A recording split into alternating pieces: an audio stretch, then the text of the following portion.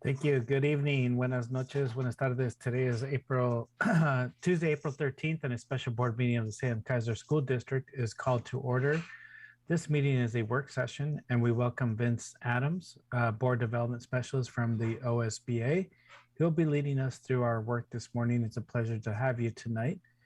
For our board members that are present today are Director Noel Pressey, Vice Chair Carson Cottenham, Director Karina Guzman Ortiz, and Director Satya Chandragiri, making this a full quorum meeting. And we are present with Chair Avila. Again, buenas tardes and good afternoon. Welcome and bienvenidos to the Salem-Keizer School Board meeting. At all times, whether we meet in person or virtual as we are tonight, we strive to be inclusive, respectful, and welcoming to our students, staff, educators, administrators, board members, and all the committee members. We welcome people of all genders, people of African descent, Black, African American, Asian descent, Arab descent, European descent, those who identify as Hispanic, Latinx, people indigenous to this land, and people of mixed and multiple descents. Languages spoken in our communities are welcome: Spanish, English, indigenous languages, sign language, Chukis, Somali, Russian, Chinese, Vietnamese, and many more. People with disabilities, visible or invisible. People of all religions, believers in all faiths or creeds. Gay, lesbian, bisexual, heterosexual, pansexual, transgender, queer, or others for whom none of the labels fit. Survivors. Your emotions: joy, bliss, grief, rage, indignation, contentment, disappointment. Your families, genetic and otherwise. Our veterans who proudly served and are currently serving our country. Our elders, those here in this room and space, in our lives, and those who have passed away. People impacted or displaced by the war in Ukraine and other violent conflicts. Yes, and finally, we would like to welcome the ancestors who lived in this land where we live and work. Welcome the spirits of the Santiam, Kalapuya, Siletz, and Grand Ronde. The natives who lived in this area before the Europeans came, welcome y bienvenidos. We want to remind our community that transgender students and staff are valued members of the Salem-Keizer Salem-Keizer school community. We know that transgender students experience greater rates of mental health concerns and suicidal ideation, and that when transgendered youth who had access to spaces that affirmed their gender identity reported lower rates of attempting suicide.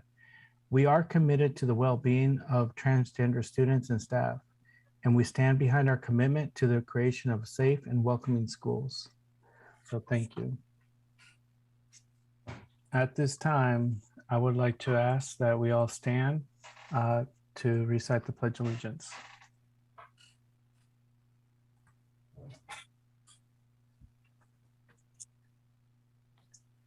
I pledge allegiance to the flag of the United States of America and to the republic for which it stands, one nation, under God, indivisible, with liberty and justice for all.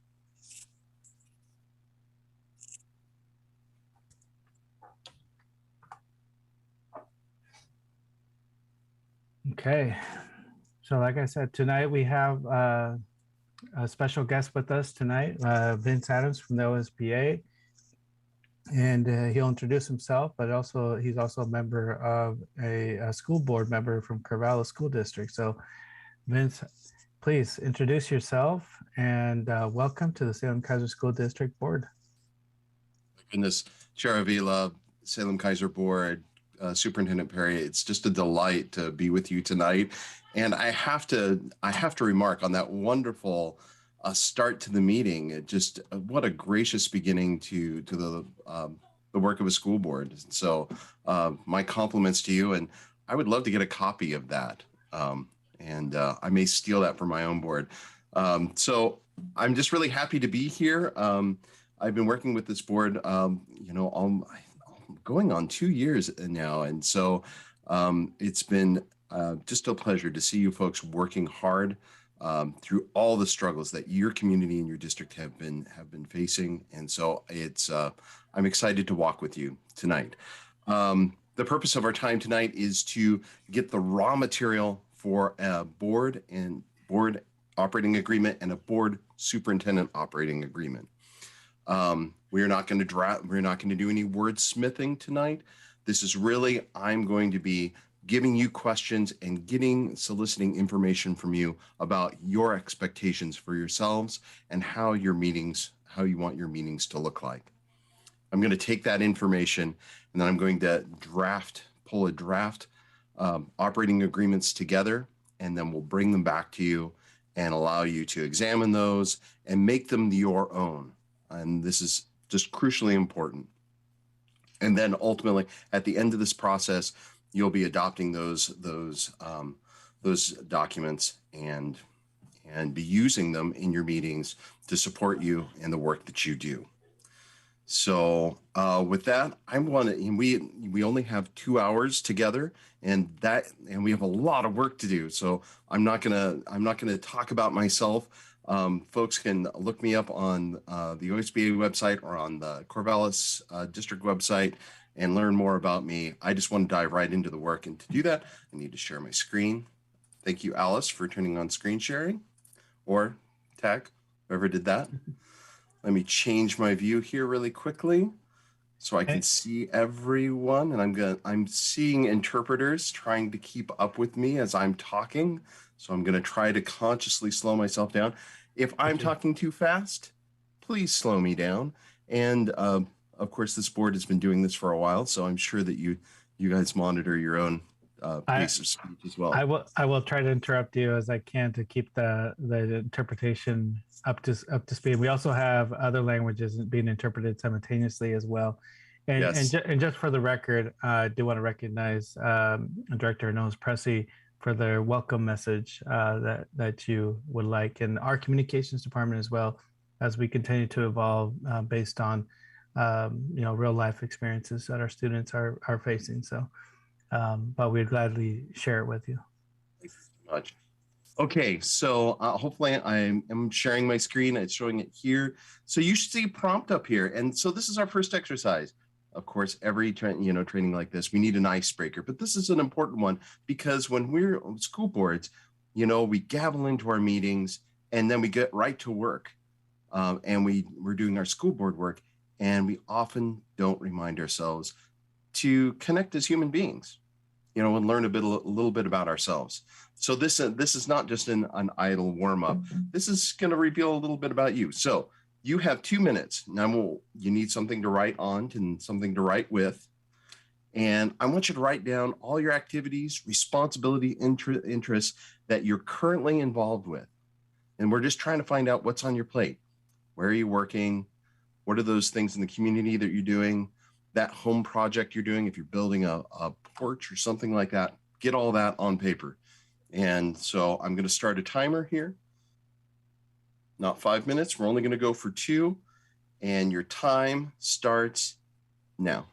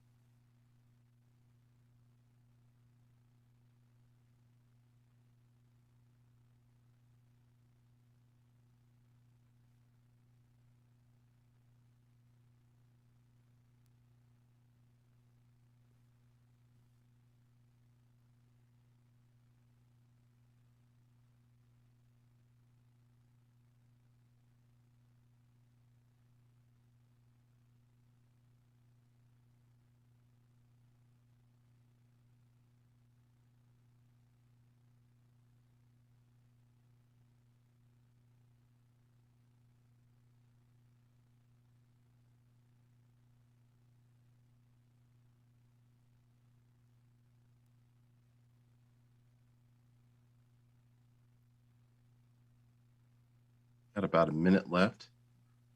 But if I see eyes up, we'll cut it short.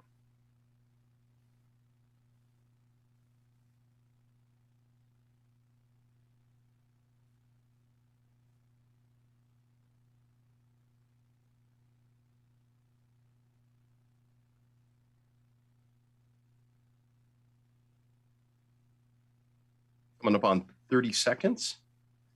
So let's start getting those concluding thoughts, get those last items.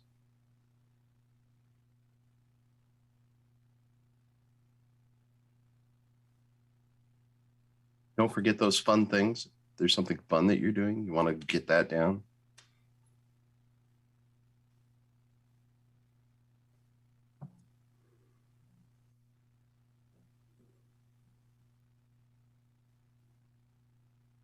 All right, and our time is up. Okay, pens down. Now our next step is to code these, okay? So next to the things that energize you the most, things that really, this is what gets you up in the morning, I want you to put a check mark. Put a happy face next to the things that you enjoy the most. Clock for the item that takes you the most time. Answering emails, I struggle with that. That would be. Star next to them, you wish you could spend more time doing.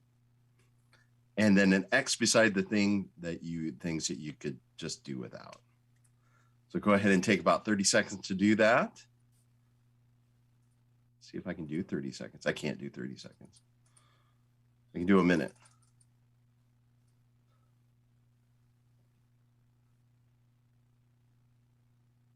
I'm not giving you a minute. I'm only giving you 30 seconds.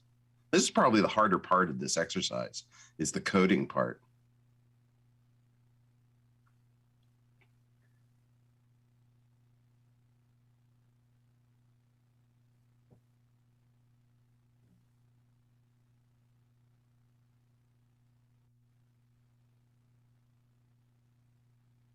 All right, that was 30 seconds.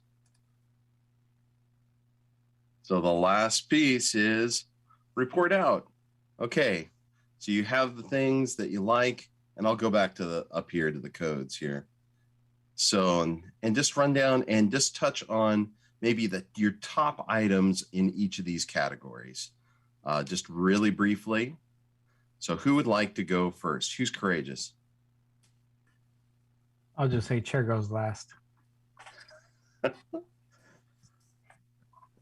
I'll go ahead and hop in. Thank you, Maria. So are we putting everything on our list? No, it doesn't need to be everything. Just maybe your top item in each of these categories. So what is your top thing that energizes you the most? My family and my hobbies. Okay. And what's the item that you enjoy the most? I enjoy the most my time on the chariots board. Oh, okay. Great. How about the thing that takes up most of your time? My job, my day job. Okay. And how about the item that you wish you could spend more time doing? Walking my dog, like we're just spending time with my dog, essentially. I hear you there. My dog would appreciate that too. How about the top thing that you could do without? I say this with a lot of love, but I think something had to go. And right now, I guess it's the Salem-Keizer Area Transportation Study Committee. That's just like kind of low on everything else. My goodness, your plate is full. You're on a school board, a transportation committee, and the chariots board. Wow. You're a busy person. Okay, thank you, Maria. Okay, who's next?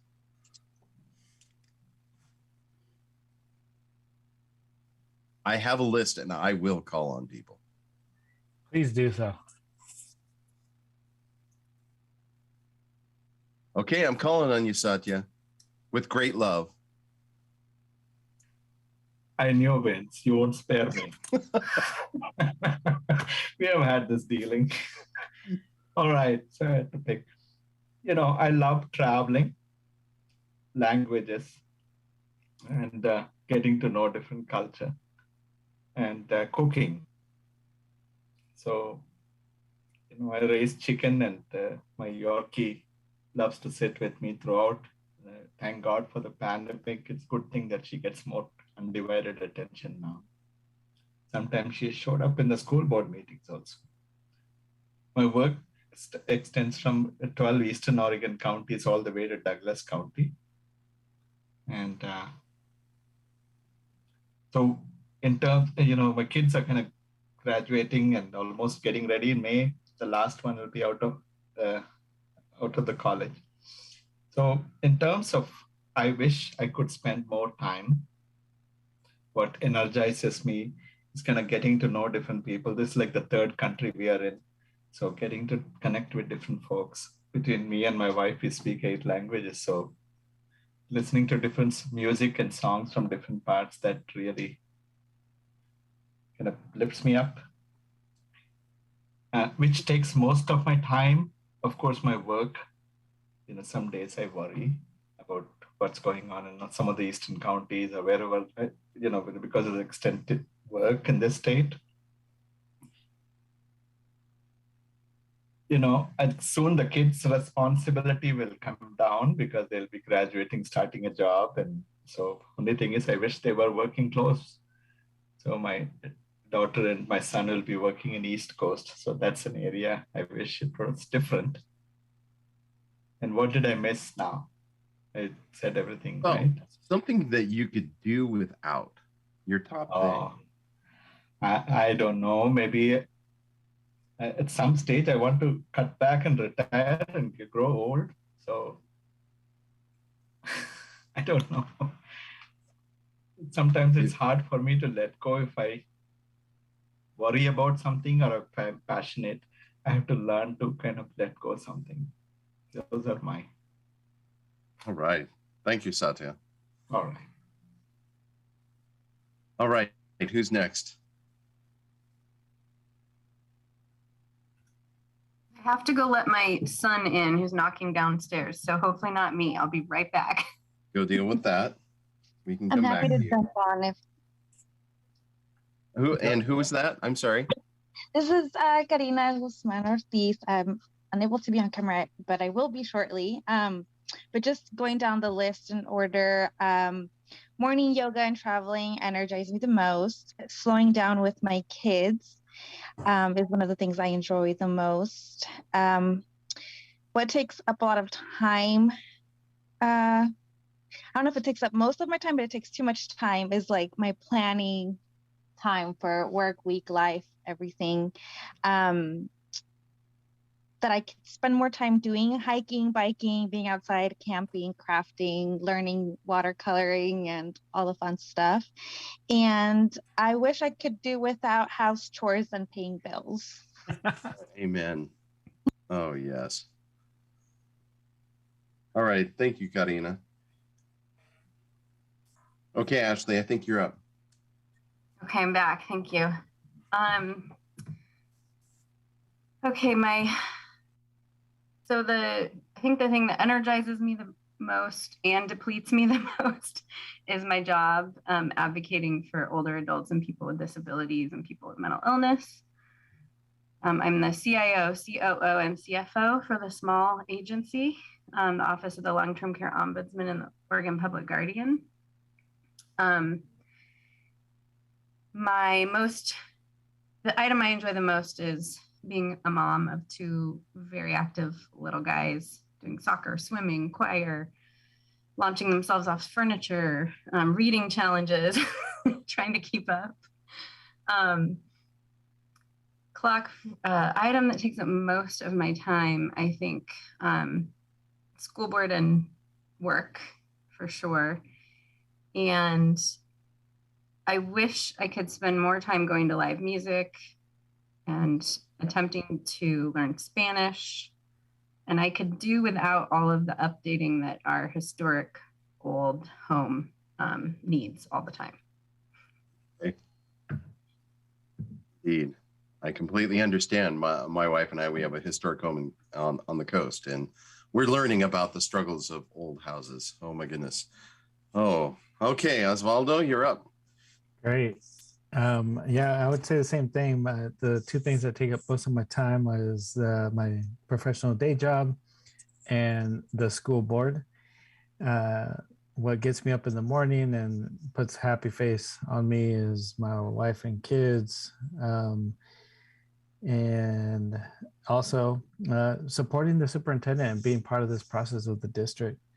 What I would like to have more involvement and spend more time doing is we're actually working with more directors on the school board, improving communication.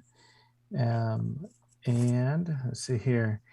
I do have to say, I definitely enjoy and looking forward to the soccer season and the kickball season to help me, self-care.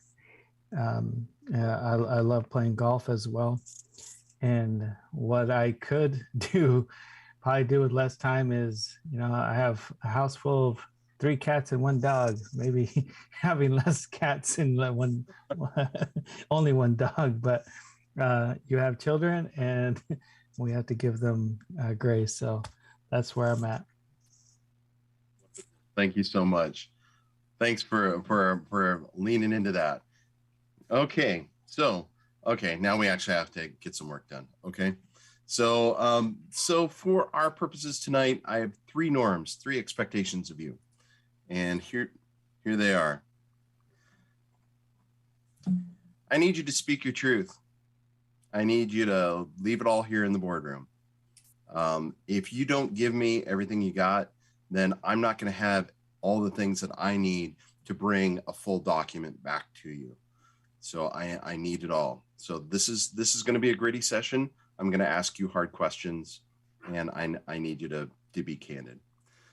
I want you to assume positive intent. I mean, it's no secret that this board has been experiencing conflict both internally and with the community for a while now. But I need you to assume positive intent of your colleagues. Okay. And the last one is, let's conduct this work with care and respect. All of our board work needs to be conducted with care and respect. Whenever we step into the boardroom, we have to strive to be our best selves in doing that work. And so we really need that tonight. We need to model those behaviors that we want to take forward into the future, because board operating agreements, and I'm going to start talking about what these things are, is board operating agreements are an interpretation of your policies, but they're also a message in a bottle to the board of the future, because the cast of characters that are on the screen tonight, someday we're not going to be here. And so we're setting the stage for the board of the future, and for the district in the future, and for the children in the future. And so we need to approach that work with care and respect. Okay, so what are these board operating agreements? I kind of got ahead of myself a little bit.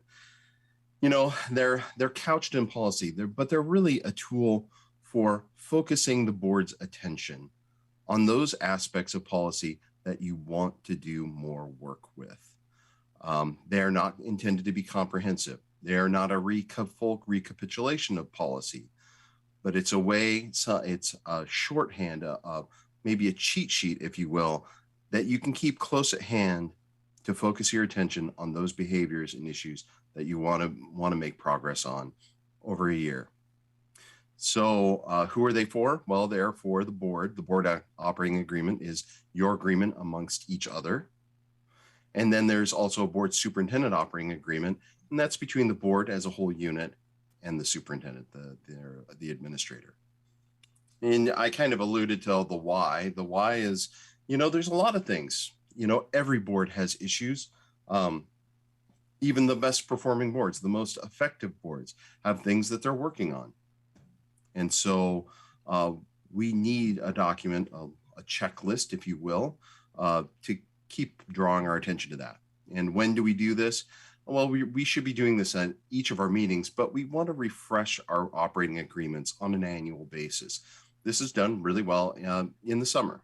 You have an annual retreat in the summer usually, and it's a good time. You could do this at your operational meeting that needs to be completed by July 30th. You could take a look at your operating agreements and do a refresh on these. So probably not this summer, but next summer, you'll want to take another look at these. Any questions about the, who, what, when, where, and why, and what we're doing here? Great. Okay. Then I want to briefly go through one of your policies. And so your BG7 discusses your governing style, and it has a lot of the language that speaks to what is in an operating agreement. And so I code it. I know this looks like fruit salad. Bear with me. It's just a way that I went ahead and coded this. So yellow means governance, green is accountability, red is trust, and orange professionalism. But I want to go stepwise through this and just highlight a few things that often find their way into operating agreements. First one, you state in your policy, the board will govern with an emphasis on the end results for students. So stating from the outset that you're student-centric. It's a great thing to have in an operating agreement. Accountability.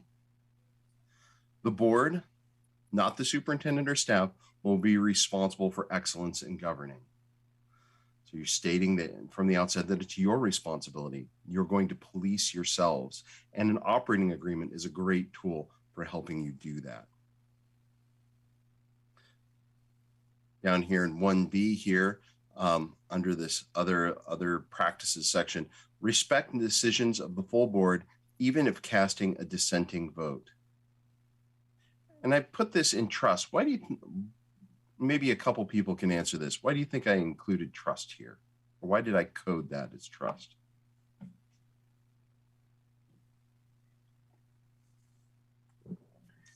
I would just like to probably just provide my thoughts, which is in the times that we're in, they're very divided. This position is supposed to be nonpartisan. However, trying to listen to different community groups who are full and passionate, and they're apparent in nonpartisan views, and it's flowing onto the board, and that nonpartisanship is showing up. And so we have we don't have a trust because of differing opinions in leadership. And so I think that's why it's very important that we need to be able to move beyond that and really focus on what we all really are here for, which is students and improvement of the education that the district provides. But we have to get to that trust factor as well. Thanks, Osvaldo. Other thoughts?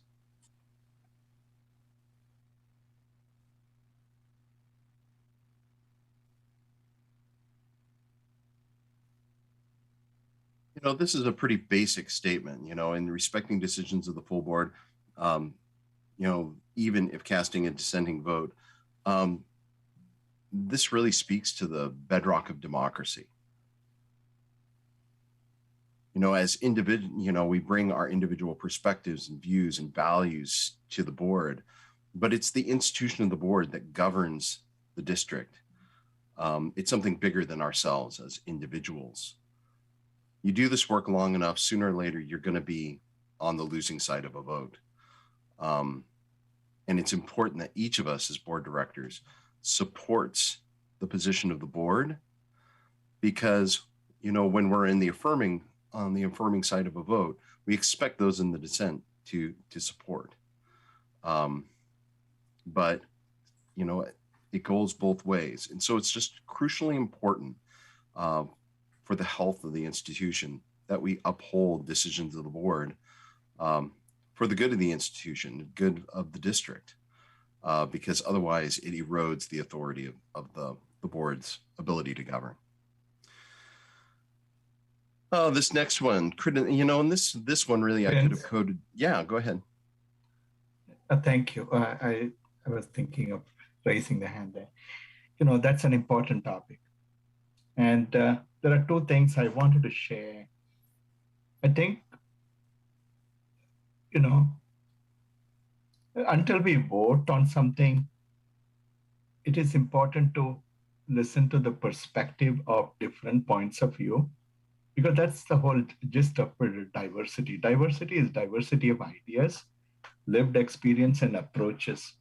You know, we all have to agree on, you know, in the end, we are all tied to each other, where children should be the focus.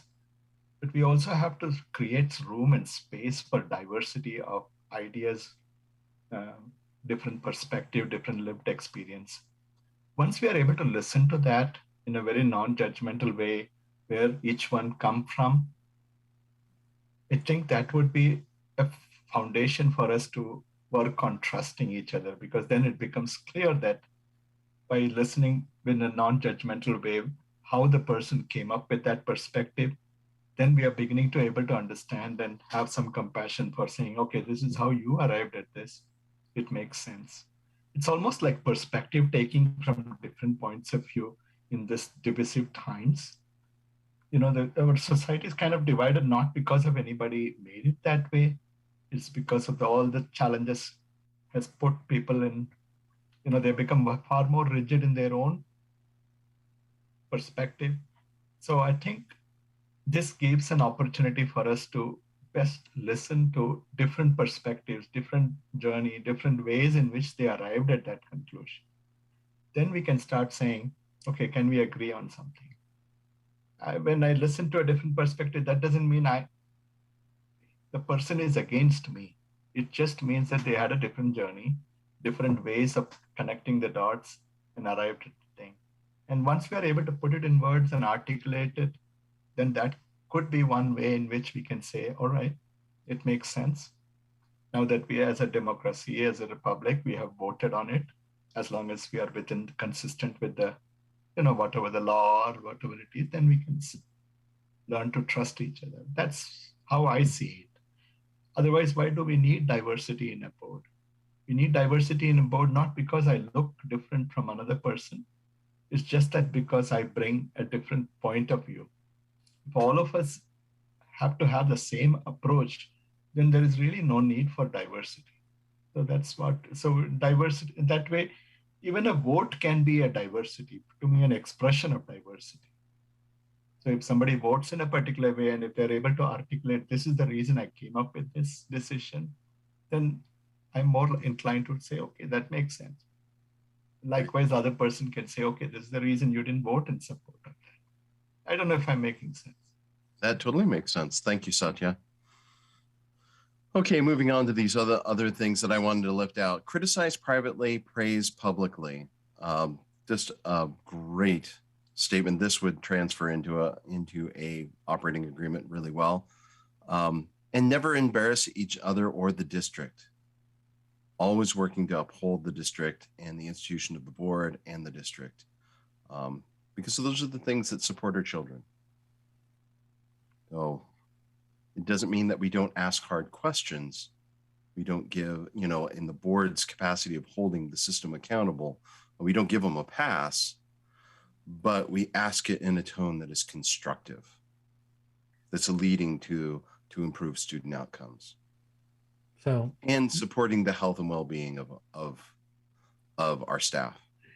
So Vince, where would comments from board directors and board meetings cross that line in your experience? Potentially, that could lead to bashing the superintendent or district policy in a board meeting, or acting in their own personal lives. But as we are elected officials, we don't really have a public life anymore at this time. So we might feel passionate in one area, and we support a certain topic that might not be in support of our students in general, if we really connect those dots, right? So in your experience, can you talk about anything that where our actions are differing from, let's say, our safe and welcoming schools proclamation that we have, but in our personal life, away from the district, we're acting indifferent of it? Does that make sense? Can you talk about that, or how does that play? I'll tell you where the line is at. The most important currency that exists between a board and a superintendent is trust. And the board. I mean, it's a employer-employee relationship, but it's also a partner relationship. You are two sides of a leadership coin. You have to work hand in hand together. A board without a superintendent is just a group of frustrated people because they can't get anything done. You have 7 people with no operational capacity. It's a terrible situation for a board to be in. And so anything, if I were to say something in a board meeting as a director that compromised the trust of my superintendent, one, I mean, I would not want to do that because I know that would erode my relationship with my administrator. And if I was going, and likewise out in public, if I was speaking, and when I say public, that's in the grocery store or in the newspaper or in social media, wherever I'm at, I don't want to break that trust. I don't want to erode that relationship because that I know reduces the capacity, my capacity as an individual director and the capacity of the board to get things done. And so and it's happened, I've been in board meetings where I have said things that broke trust with staff. And I had to go do the work of mending relationships. And I did that in partnership with my superintendent. Yeah, Thank Paul. you. Paul? If I might just add my comments on this with BG7. In my role as the board's legal counsel, I'm always concerned about this topic. And I think that since you're on, since tonight, you're trying to think about operating agreements between board members and between the superintendent and board members. I think this part that you brought up in BG7 in 1D is particularly important. That's the part you mentioned about criticize privately, praise publicly. And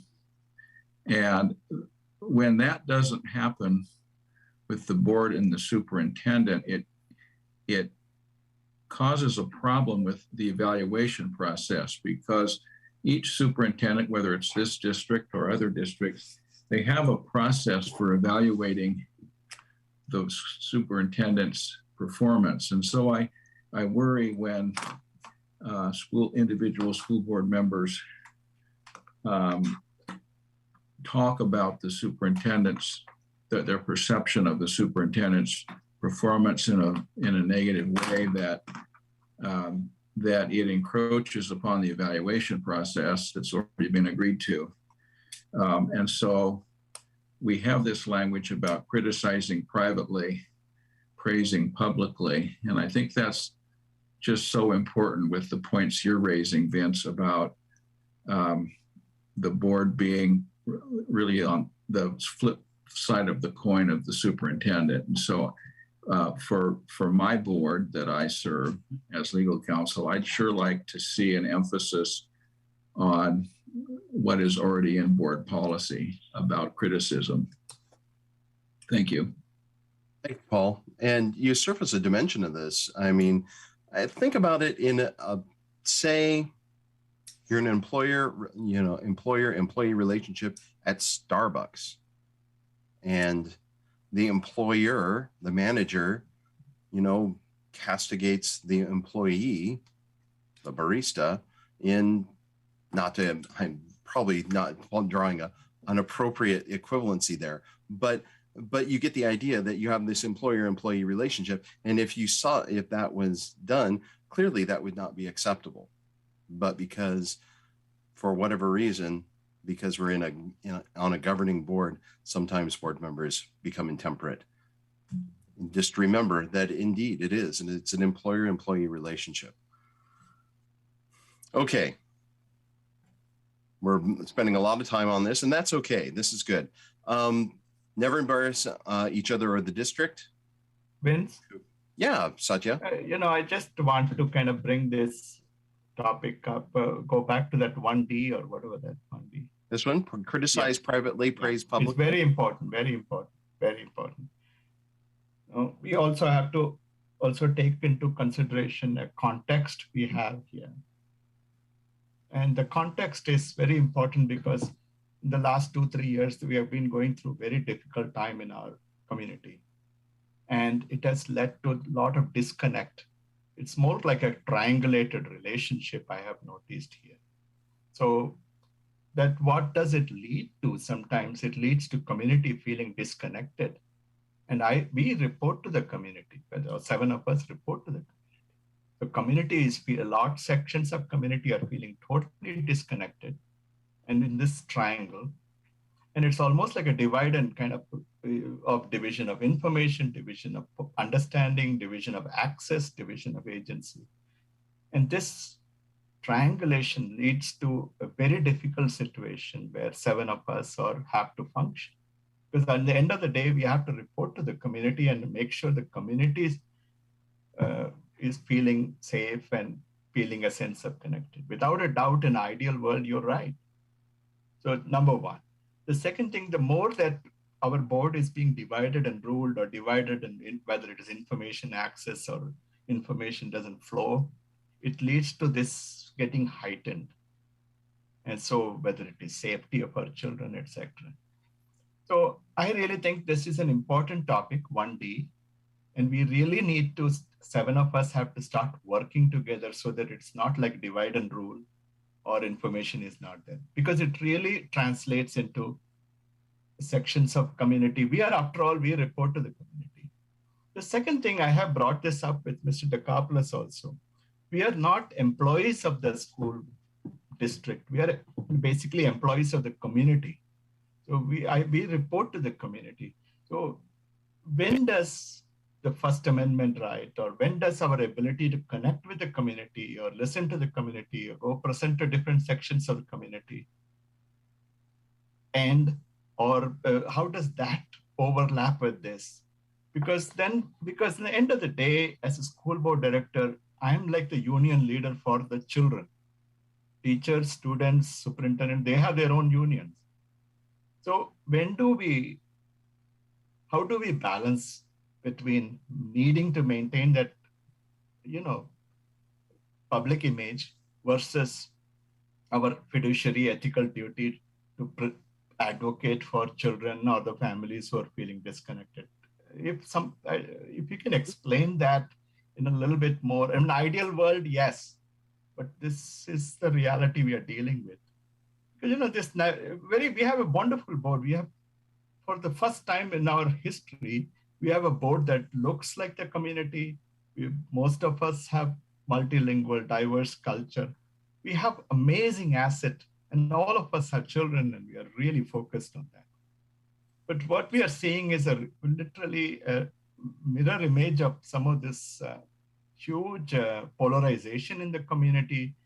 And when the new board came about, it led to amplifying some of the challenges that you're seeing in the community, where one group is not trusting the other group. And in the process, we missed an opportunity. The superintendent, myself, Mr. Dekopoulos, we missed an opportunity to keep the 7 of us to pivot towards being policymakers from being whatever there is. That's the reason I'm really asking this question, if you can elaborate. Otherwise, it'll look like we have to just, ethically, we are in a conflict. Publicly, we'll have to say, yeah, for the sake of it, I have to basically not speak anything. Yet on the other hand, we feel stifled. I just wanted to put that out in the open rather than simply not bringing that up.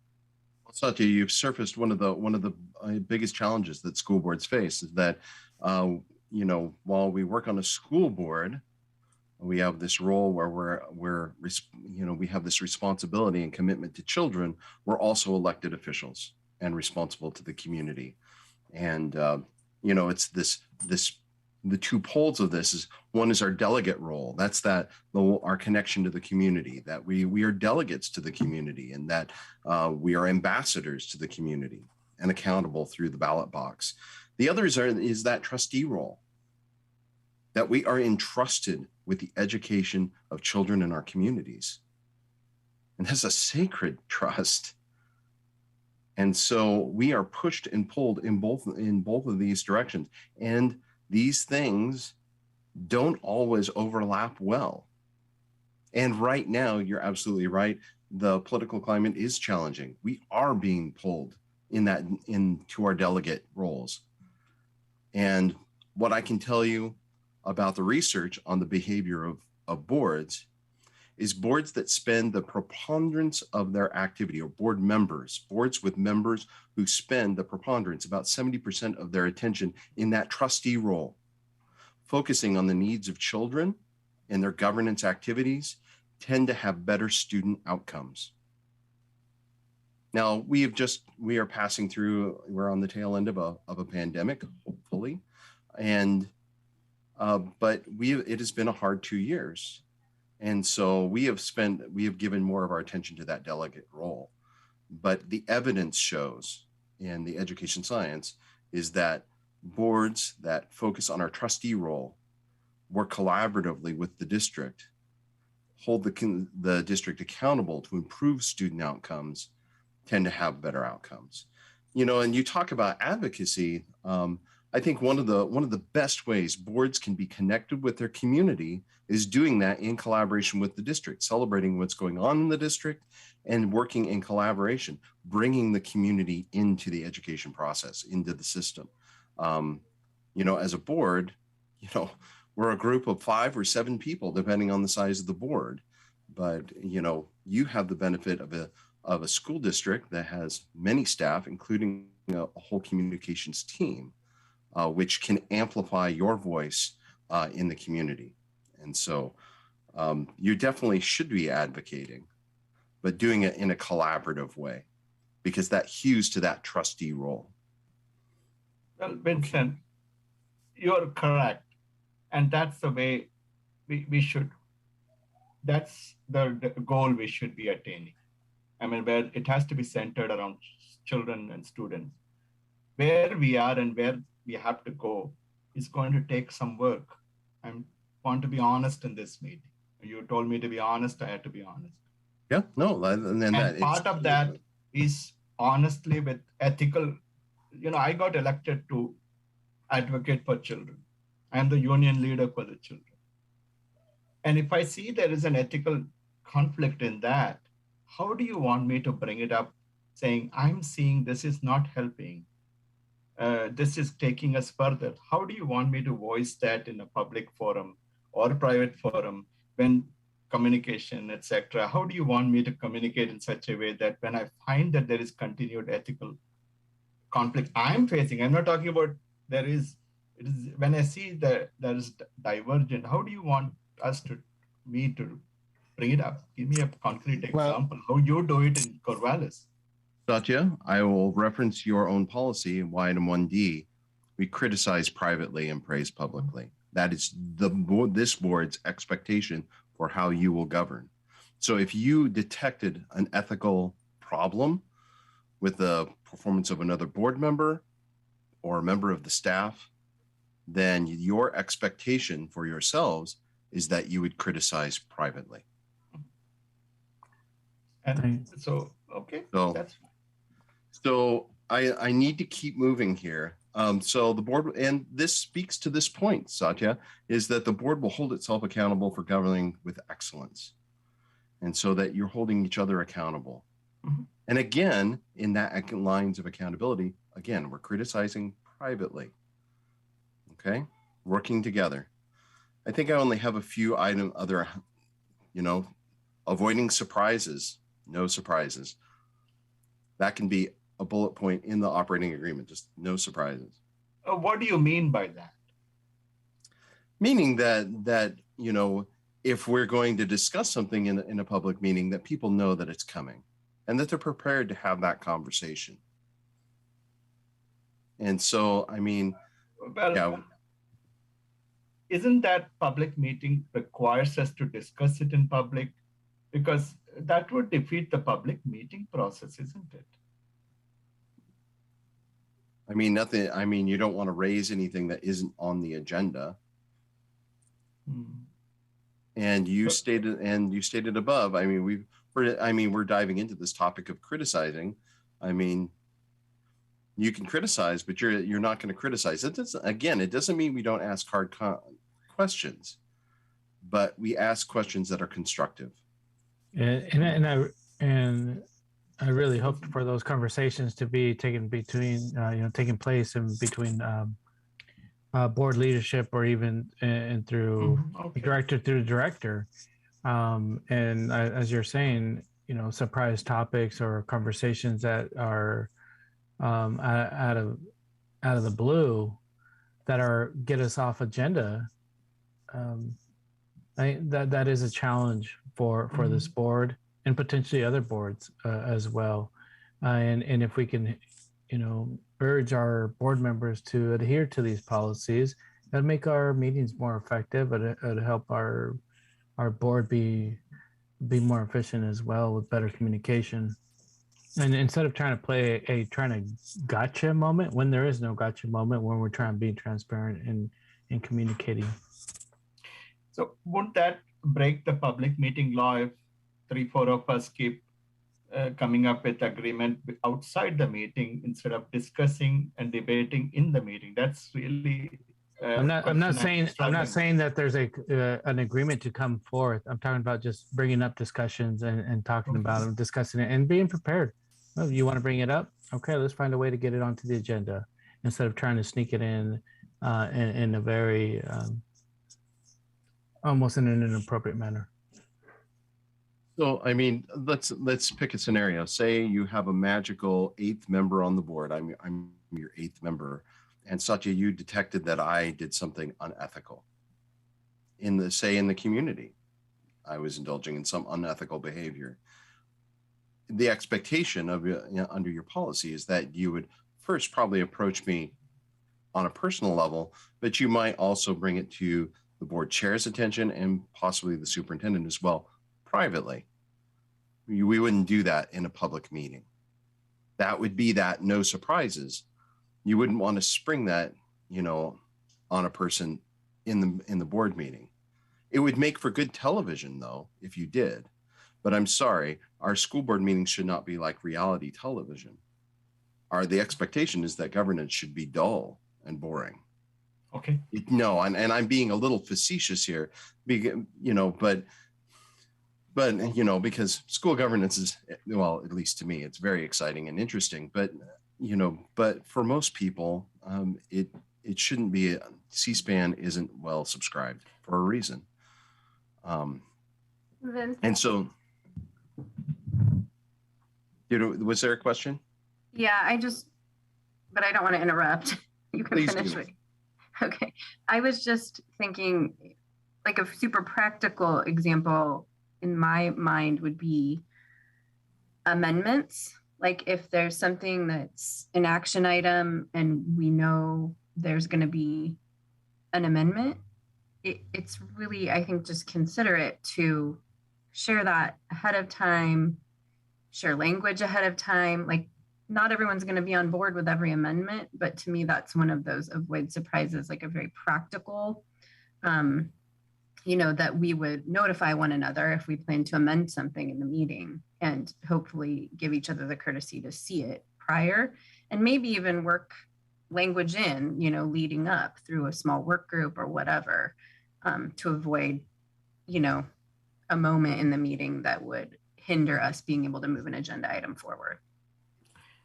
Great example. And we would operationalize that by if I wanted to add an amendment to a particular item that was on the agenda, I would send it to the chair, and the chair would then distribute it to the board, the whole board, because we don't want asymmetry of information across the board. We want everyone to be prepared, and staff should see that as well, so that they're aware and can inform that amendment, because it may do something that I have an unintended consequence, and that I may not be aware of. And so it's important that staff see that ahead of time. Vincent, I agree with you. A good way would be to communicate, say, electronically or email, so that we can kind of flesh out each other's idea where they're coming from. But on the other hand, we have to also balance that we don't end up coming up with agreement around voting as a block. See, what will happen is 4 or more people start communicating, then it shouldn't be kind of bypassing the public meeting law. I am told that we can only do up to 3 people email or whatever it is. We shouldn't kind of give this impression that we are coming up with some agreement outside the public meeting. That's where I really need some guidance from either you or how public will perceive this or ethical commission will perceive it if we come up with agreements outside. Good question, Satya. So, and continuing with Ashley's scenario here is that there is, the chair would distribute that proposed amendment.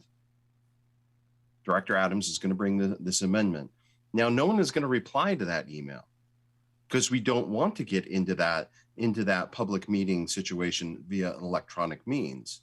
We're not going to reply. It's just apprising all of your colleagues that this amendment is coming, and you can think about that. And then when I present the amendment, when the agenda item comes up in the public meeting, we can then have the debate around that.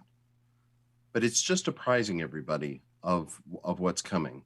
There's no decision being made behind closed doors or via electronic means.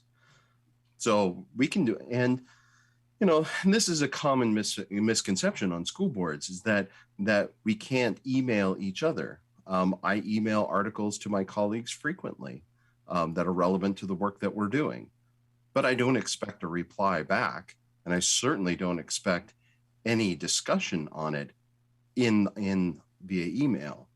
Sometimes we discuss those articles in a board meeting, though. So that's where that line is at. Thank you for clarifying. All right, so avoid surprises. So that's really coming back to this idea of no surprises. The board will direct, control, and I appreciate this addition here, and inspire the district through the careful establishment of written policy so that you will govern through policy. And you also state the reciprocal, that you will avoid operational entanglement. So not engage in the following: assuming responsibility for resolving operational problems or complaints, or give direction to any part of the operational organization. Very good. May I bring up a point here? Mm-hmm. This is a lesson I learned the hard way. It's in that spirit I'm sharing. The hardest lesson I learned in the first 2 years is what is a policy board's responsibility, what is an operational responsibility of the district. We should never get into the operational business. We need to stay with that. We can talk about a board goal, but not the operational weeds of it. Otherwise, what will happen, it became very blurred. The community thinks that board is responsible for the operational thing, and then the board, in the midst of all the emotions, it becomes very hard to explain to all the folks what board does and what operational does. So I really want that, if you can flush that out, that may also help in this operating guidelines, saying, as a board, you stop at the level of a board goal, delegate it through an executive limitation, have some oversight monitoring things, stop there. Don't get into the weeds of how it is done, what is done, everything. That is for the district to do it and show us the result. To me, when that line got blurred, it became chaos last 2 years. I want everybody to hear that. It became really difficult, to be honest. It was like every day was a shifting target, and the board is doing this and the district is doing that, and nobody knew what was going on. So my sense would be, keep those two separate. That way, make sure that is put in writing. We can include that. I made a note here, and when we get over onto the other side and going through the prompts, I'll make sure that we get that up there. And this last one is important. Multiple research studies have shown that school boards that make excuses tend to have, for reduced student outcomes, on external factors, and pick them: parents, unions, teachers. Those boards tend to have districts with lower student outcomes. And so your board addresses this in your policy. The board will allow no officer, individual, or committee of the board to hinder or be an excuse for not fulfilling its commitments or the board's commitments. And I would extend that even broader, that no external factor. The school board is so, the buck stops with the school board with regards to student achievement. And it is essential that all board members truly believe that every child can succeed. No child comes to school saying, I'm going to be a failure today. Or if they do, they don't really believe it. Every kid wants to be successful, and every kid can. Okay. We have an exercise. And I want to prepare you. We have an hour remaining, and we have more than an hour's content. So I just want to prepare you for another session, unless we go very, very quickly. And so I'm not going to give you 10 minutes with this. I'm going to give you 5 to try to move more quickly. And so here's the exercise. And you need something to write on and something to write with. And I want you to imagine a very productive board meeting. And I want you to write down, what is it like? What is the board working on? How do members interact? What are staff presenting on? Anything, any feature of this imaginary, or if you had a particularly good meeting in the past, remember that meeting. What are all the really good things? And I'm going to put 5 minutes on the board, starting now.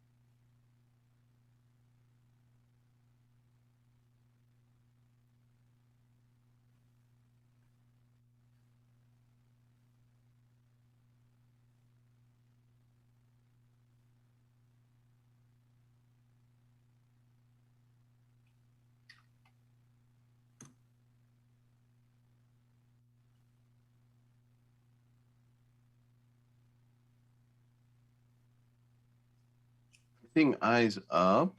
Well, now eyes are back down. Are we eyes up, or are we? Karina, are you still online, and do you need more time? You're good? Okay. All right. Now I'm going to need to hear from everyone on this. So we can run the list. I can call on people, or you can just go popcorn style. Who wants to go first? To me, a productive board meeting is one where board members are able to be engaged, like they feel comfortable asking questions. They have necessary materials in advance. So that way they know how to like orient themselves. We're receiving relevant reports, like updates on district goals, the strategic plan, or district outcomes. You know, just kind of depends on what time of the year it is, including also like budget and finances. And directors are also able to report on their relevant committee assignments to the board. Yeah, just kind of off the top of my head list. Thank you, Maria. Okay, who's next? I can go. Okay. So I just wrote a clear agenda, always focused on the most important issues for the board to discuss and weigh in on. Everyone's in the loop about why things are on the agenda and what's gonna happen. I mean, not the outcomes, but you know, what the plan is for the meeting. People share respectfully, people are kind, we're timely, like we're running a tight meeting. Everyone's clear about what's happening and why throughout the agenda. Getting past worry about things not being perfect in the district so that we can really dig into the meat of what will help kids and teachers and other staff.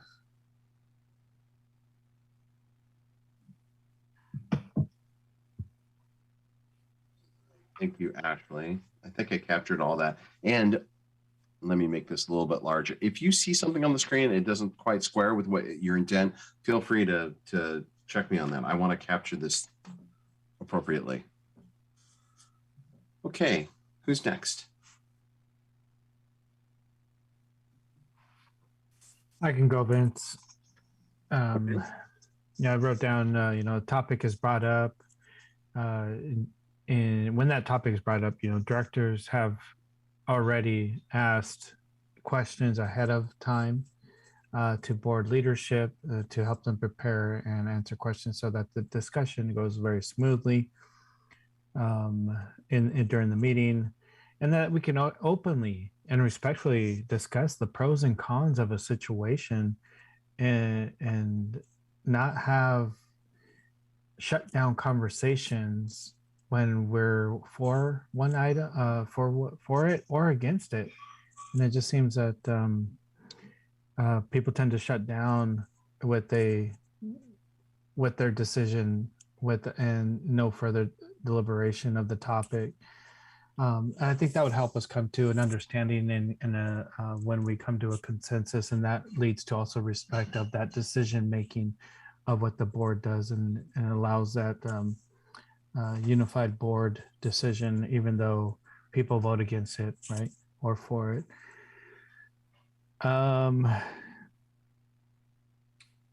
And yeah, I would agree with what the other directors have said as well. But to add to that, but I think that's just for me right there. Is like we could have further discussions and not just be completely shut down.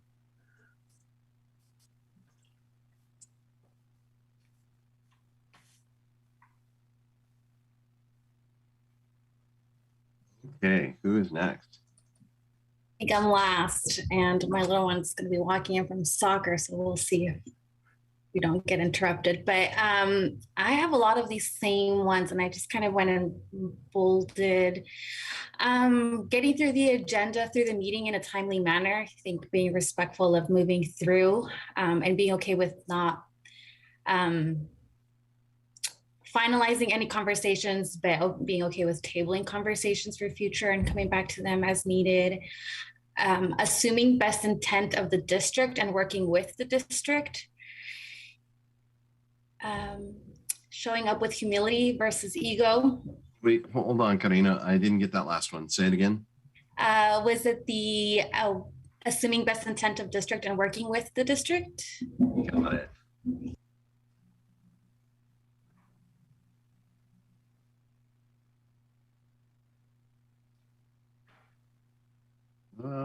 Working collaboratively. Okay, sorry. I can only write so fast. It's still early. You wait until 8. Once I get to 8 o'clock, I'm glad it ends at 8 o'clock because my spelling goes to heck. Okay, here we go. What's the last one? The next one you have? I think just in terms of showing up with humility to learn to listen versus our egos. And I think that went along with my thought of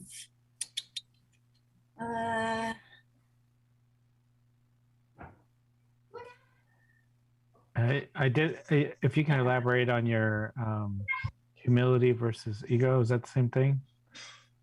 Well, it went together. Just thinking about showing up to, I think it goes with our point of really listening to what others have to say versus the I know, my way or the highway type of attitude sometimes. And just showing up to learn is how I would phrase it as well. So, I'll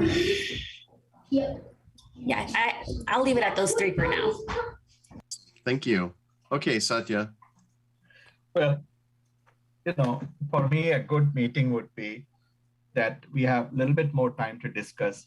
So the district can, present like a SWOT kind of thing. What are the strengths? What are the weakness, opportunity, and threat? And because if they send us all the reading material, we can read and come.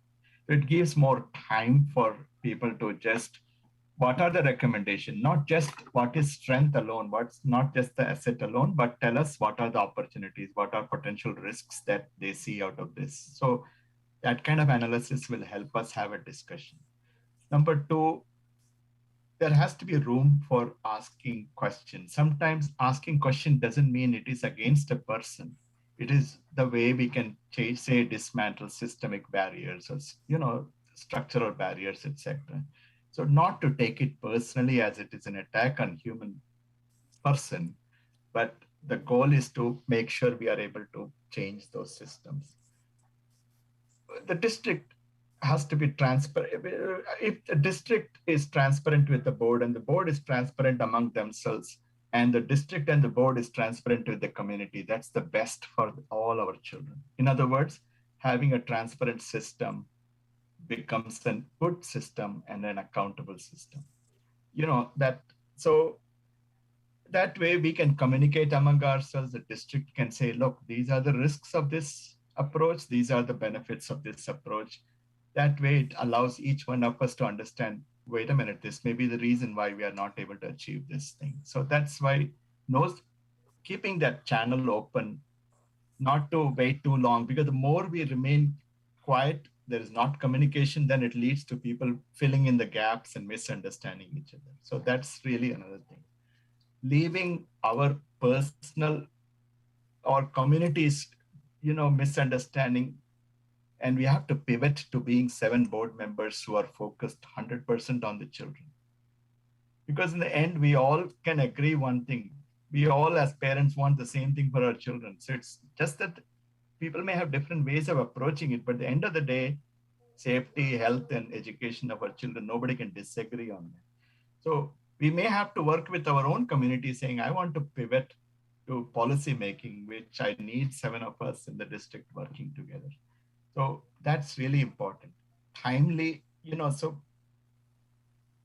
there has to be also space for us to freely ask questions of, accountability questions.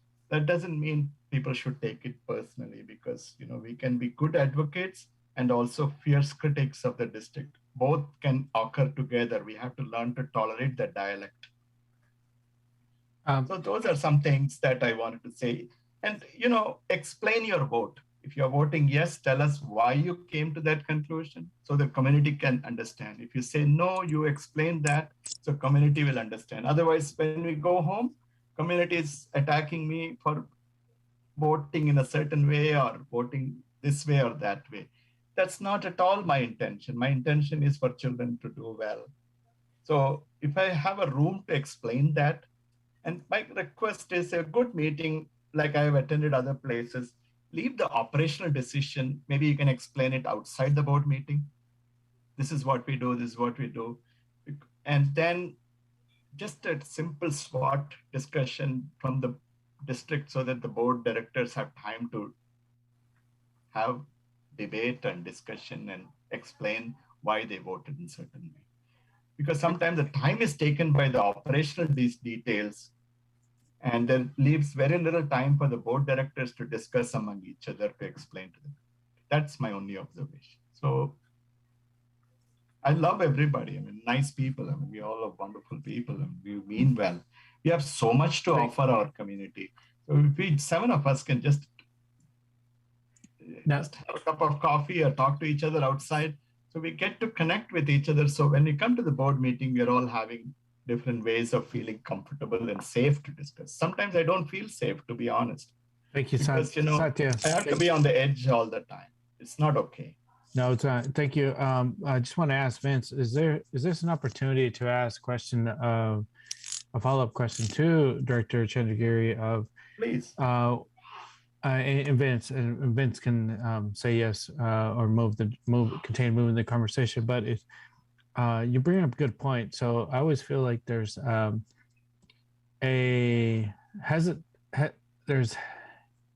lack of trust with the district and the administrators, starting from the superintendent, that leads to what provides the other directors to think that there's no transparency, that they're hiding information, and there's no relationship to continuously and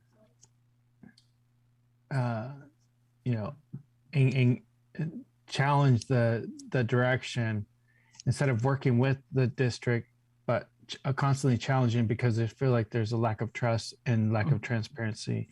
What indicates, or what indicators are there that are used to base that information and knowledge? Is this a good opportunity to ask that, or do we want to continue moving forward? I mean, I'll tell you, Osvaldo, I was thinking about doing a work session on that topic. You know, what does transparency look like? What does the board expect? And getting clear about that. But I mean, if the board feels that would be a good use of time, I'm happy to capture that information. What does transparency look like? And I captured, you know, Satya mentioned part of it. District communicates risks and benefits of board actions. Mm-hmm. So that was one example that Satya shared, you know, as he was, you know, surfacing the things that he had, you know, thought of. And so, I mean, if you want, he's bringing up good topics, and if you have another a planning meeting for this type of topic that would help boards become more effective and efficient. Because we're lacking a couple board members tonight, I would really like to hold that conversation. Maybe if you provide some high level overall, but if we can engage that conversation in another training, I would appreciate that. I'll ask also just kind of a nod of heads, or even the vice chair to provide a comment on that as well. And I wanted to be fair and equitable for everybody to have an opportunity, and not just have we are short board members. And I also want to, you know, that would put the superintendent and the cabinet in a tough position as well, because that really is a two-sided conversation. Mm-hmm. I mean, you know, what information is available, and so we need them adequately prepared to enter into that conversation as well. And so that's why I want to think about that session before we dive into it. I appreciate that, and I respect that. Yeah. Satya. Vincent, I appreciate that. Thank you for not discussing that, but it's a very important question. let this be the diagnostic symptom capturing. This is like for you to check the symptoms and signs. In that session or before that, I think this is my gut feeling. I want all of us to feel safe. Because if we all feel safe, then we can be transparent. If we are transparent, then we can be accountable. And then if you are transparent and accountable and we feel safe, then we are a healthy organization, as simple as that. So is the question I'm saying is I don't want anybody to feel unsafe in the board meeting or outside the board meeting. And to be honest, this has been a problem for us. I want to be honest in front of you and in front of you told me to be honest, I'll be honest in this thing. So just because we say something or we take a position, same thing, I've talked to superintendent also last time, it was very difficult. So honest, be feeling safety is important. So we should stay focused on the policy, not on our individual person, because nobody knows each other other than, this is the first time I heard about dogs and cats you have. But so really keeping the discussion to a policy, structural changes can only occur at a policy culture level, but not after individuals. So that's number one. How to get there will require a little bit work on our part, to be honest. And we can build that. And I captured and I'm glad that you shared that second piece, because I had taken that as people who are comfortable and safe. And you took that more in a physical sense, because I know that you've had protests there, and so where people didn't feel safe. So I'm glad that you clarified that, and I captured that in the response. I want to keep us moving here. Can I just bring one more piece to it? Satya, if you can make it short, I would like to continue. Yeah, I'm going to be short on it, because Thank you. The other thing is I want our board members also to feel safe with different community sections. Even though people may have different views, for me to be comfortable for things, that will help us in the board. That's all I'm saying. Okay, let's go ahead. Thank you. No, not the community member feel safe, for board members to feel safe with communities of different perspective. That's what I meant. I see.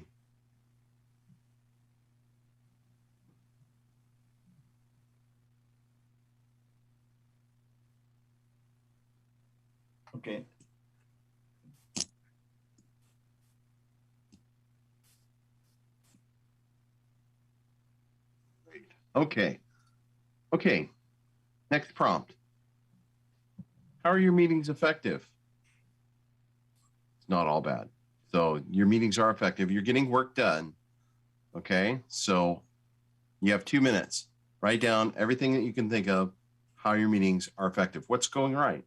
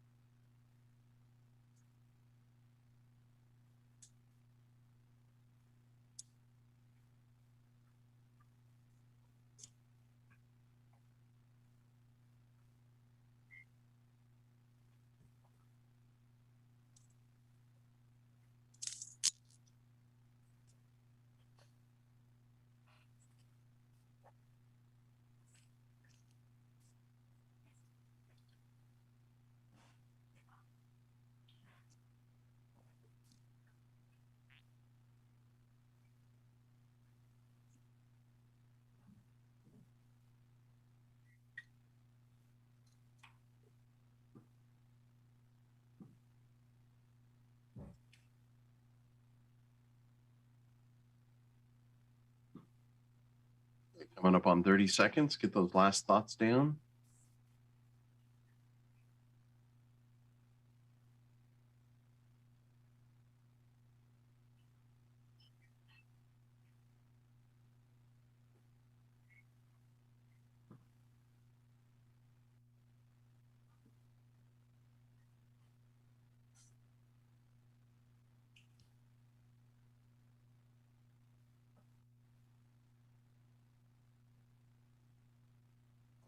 Time's up. Okay, what's going right? Who's going first?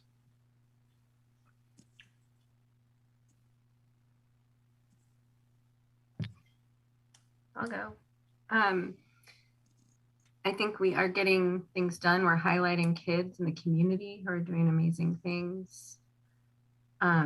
We've made our meetings more accessible, adding ASL interpretation and also much better simultaneous translation in multiple languages, thanks to hard work by the district.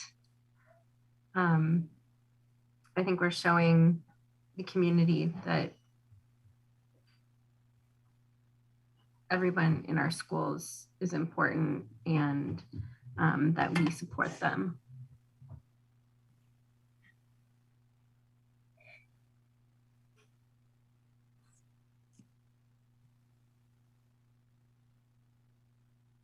Did I get it all, Ashley? I was going really fast. Yeah, thank you. I'm sure others have lots more to talk about. Okay, who's next? And the sun going down, I'm all red.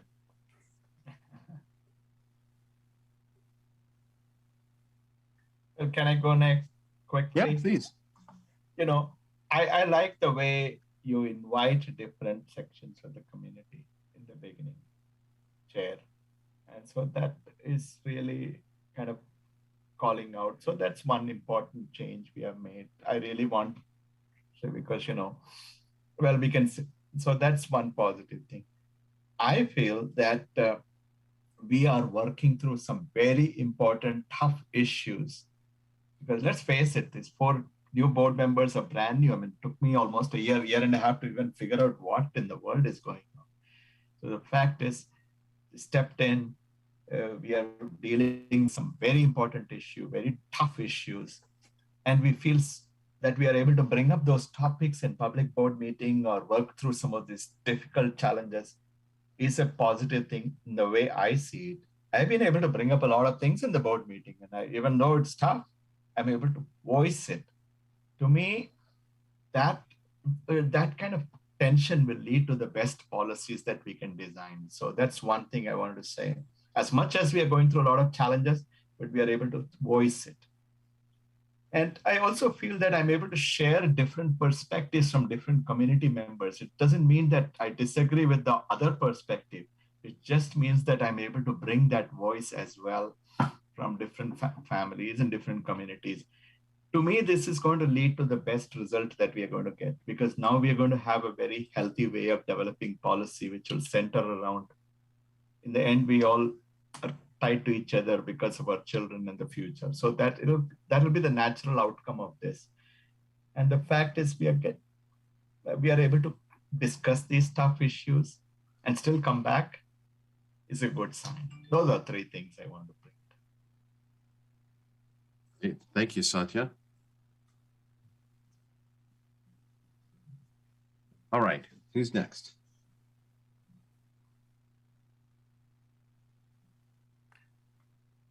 We'll use our teacher voice and call on Karina.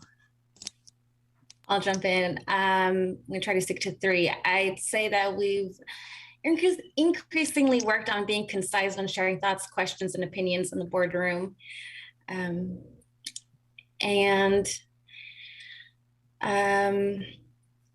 District superintendent communicate information now in a timely manner and is responsive in between meetings and when questions are asked.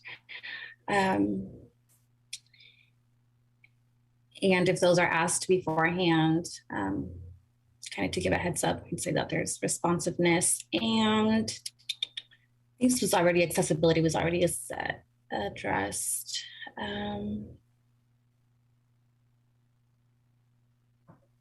Yeah, I think the others have been captured. Is there anything you want to highlight? I put an asterisk on accessibility, which, I mean, you're doing a remarkable job here. Yeah, I mean, I just said, like, continuing to work on the virtual and in-person accessibility for folks, knowing that we've gone to virtual and have been in virtual for some time. And even when we think about public comment and how do we do that? So um,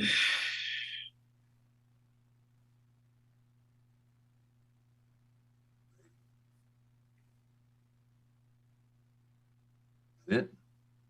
yeah, I'll go ahead and pass it to Osvaldo. Okay. I'll call on Maria. Accessibility.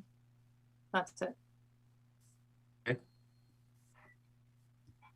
I think we're doing a good job of supporting the district on current issues that are rising, trying to mitigate issues, staying consistent and abiding by state mandates and laws, and communicating the information in various different manners. Of course, the accessibility and language and translation services. That has been some very good feedback. And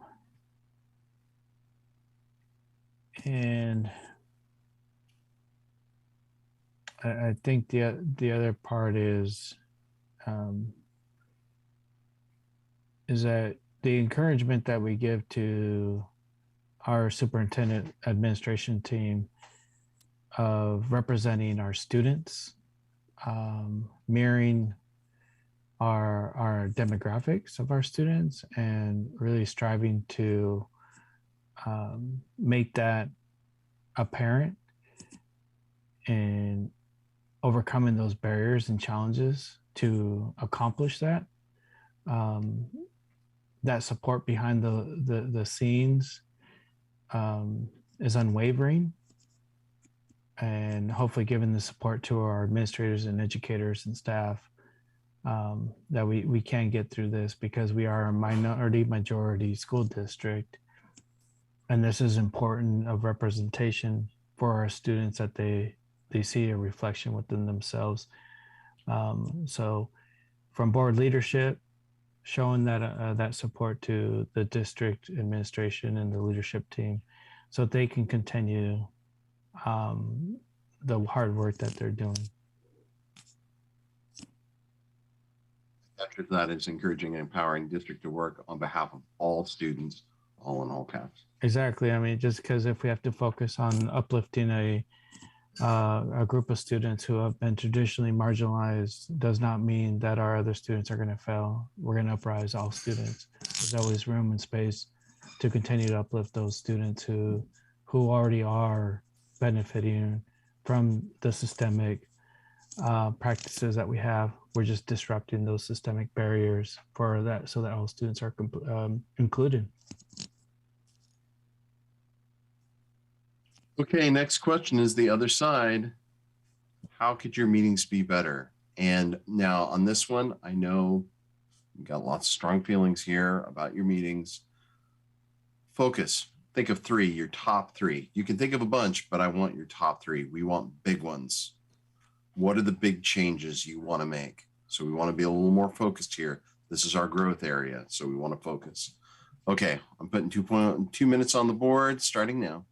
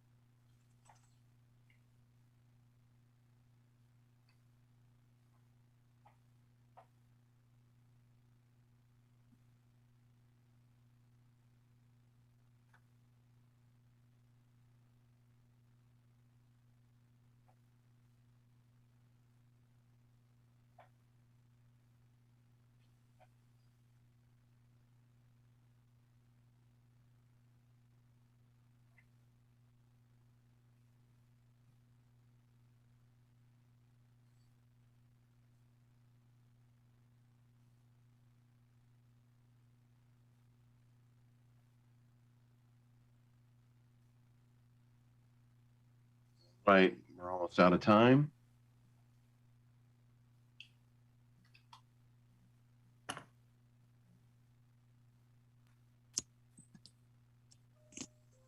Okay, who wants to go first?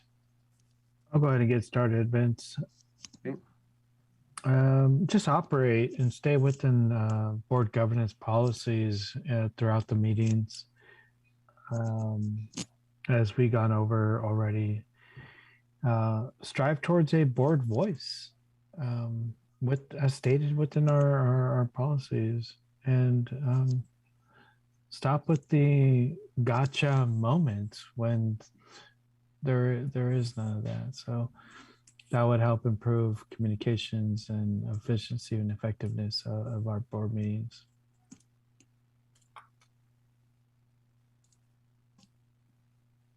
Those are my three.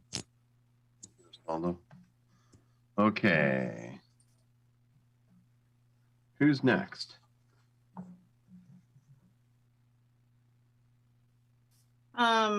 I think that we could be better with goal setting and planning, so that way we can work more intentionally. That way we don't feel so unmoored. Okay. Other thoughts? Any more there, Maria? That's really all I had there. Okay. No, that's fine. That's great. If that's if you got one and that's a big one, and that's an important one. Okay. Who's next? Okay, Ashley, I'm calling on you. Okay. I guess I would say yes and to a lot of these. Okay.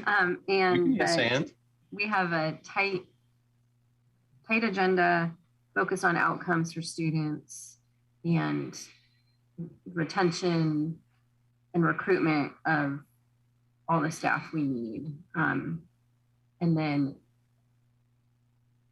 the board's role in how we help with that. I think we all want to feel useful. And so it's like, what do we do as a board to get those outcomes each year? I was going to say, focus on board's role. Yeah, absolutely. I guess I'll just add, to me, that's more than showing up to the meetings and doing our committee assignments. So having us really talk about that in our meetings about what we're going to be doing without meddling in operations, but, really focused on that work that's outcomes related. Yeah, if you can highlight in there, stop meddling with operations and understanding that would be great.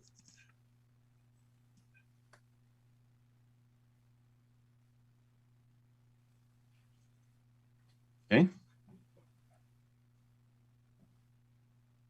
Make your meetings better. Is that it, Ashley? Yeah, I think, I have one question. I understand that the board doesn't directly operate the district, right? Like, I know in my day job, I'm doing the operations. Like, I understand the distinction, but a board can't help but talk about things that are operational, because people come to us about things that are operational. Yeah. We talk with the superintendent all the time about things that are operational. And so I think that it's a pretty difficult, it's not a bright line that's clear on every issue. So I'm just going to make that statement. I think there's always going to be some bleeding. Obviously, we don't direct the day-to-day operations, but when it impacts the community or we want to ask about why we're doing something that way, I hope that it's a safe space to have those conversations and that we have a high quality working relationship with the superintendent and her team to achieve operational outcomes that are in alignment with the board's priorities and goals. Ashley, you bring up it's one of the most challenging things about, it is a challenging thing in board work because you probably heard the turn of phrase, you don't want the grass to be hitting the wings of the plane. The board needs to be at the 30,000 foot view. But the reality is that the board has to be able to change altitude. Yes, we do set the strategic direction for the district. And that's that 30,000 foot view when we can see broadly. We're looking into the future. What does education need to look like in 5 years? And sometimes you want to think about, what does education need to look like 50 or 60 years? If you're doing bond work, you need to think long in the future. Okay, so that takes that broad perspective.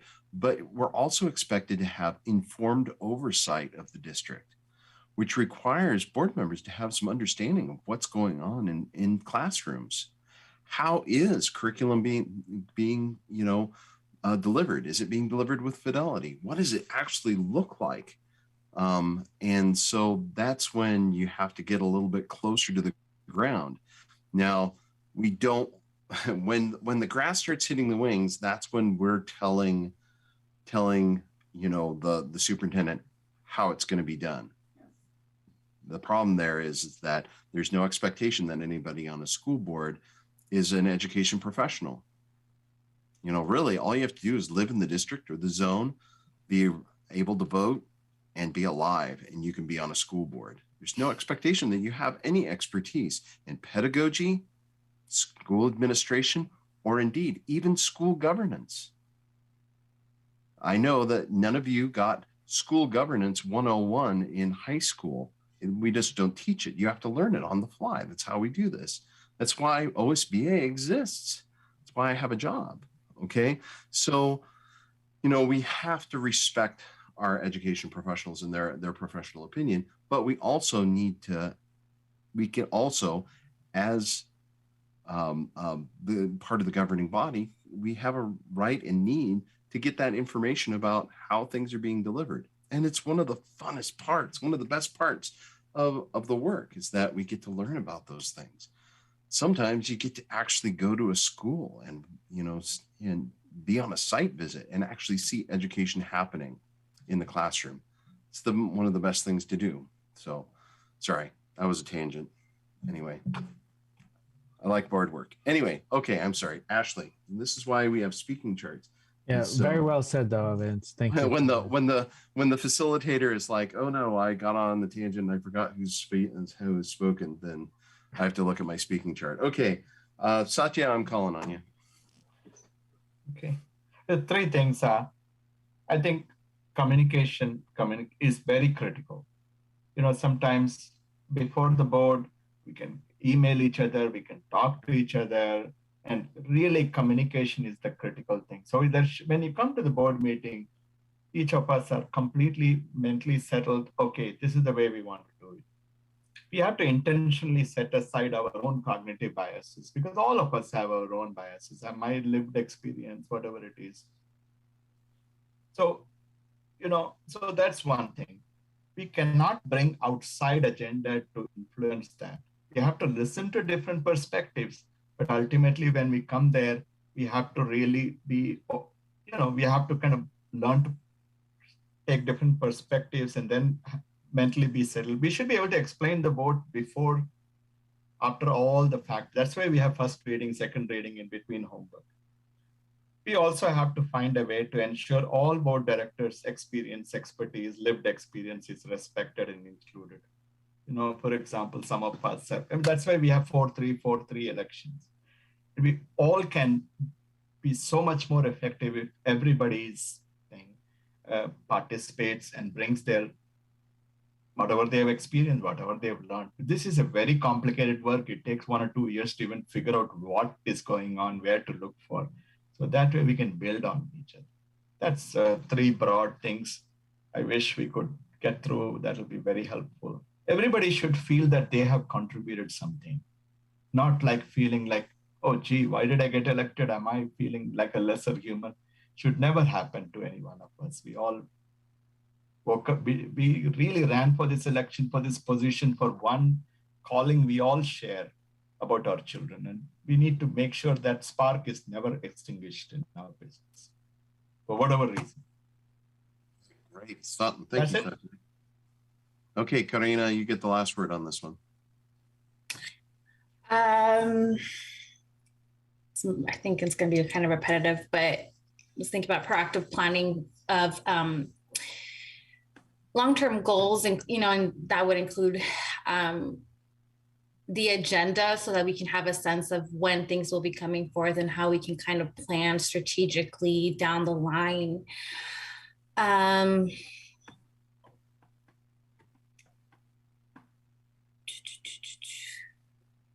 Identifying goals that we can collaborate as a board. What can we all support and work on collaboratively? Strengthening mutual trust between board and the district. I think that's come up a bit tonight already.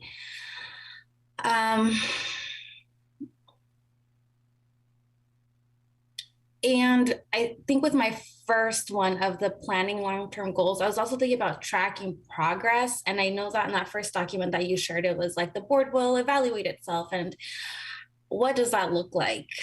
So that we have some actual, yes, we have these goals. And then also, how are we going to measure what we call quote unquote success, right? Or outcomes for the board.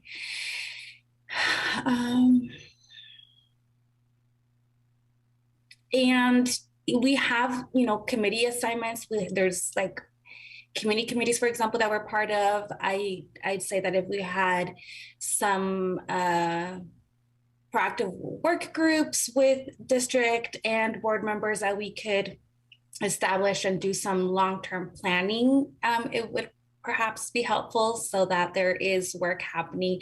I guess my question is, how do we do that when there's certain things that need, like I hear clearly policy work can't be discussed outside of the boardroom. So what kind of conversations? And I think that's somewhere where I still need to understand a little bit of what can we do in twos and threes to proactively be working on XYZ that doesn't constitute us breaking the law.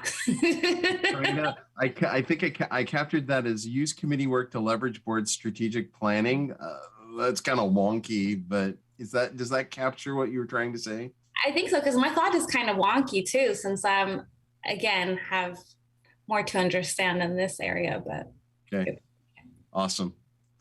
All right. I'm doing a time check. It's 7:50 when you're nowhere near done. Okay. Thank you, Al. Okay. This is a good place. Yeah, actually, this is going to work out just fine. Good. Okay. Roll the board. I'm not going to give you 5 minutes. I'm going to give you 2 minutes, and then we're going to debrief this, and then we're going to talk about next steps, where we're going to go from here. But don't be afraid. This is going to work out just fine. Okay, here we go. 2 minutes. Go.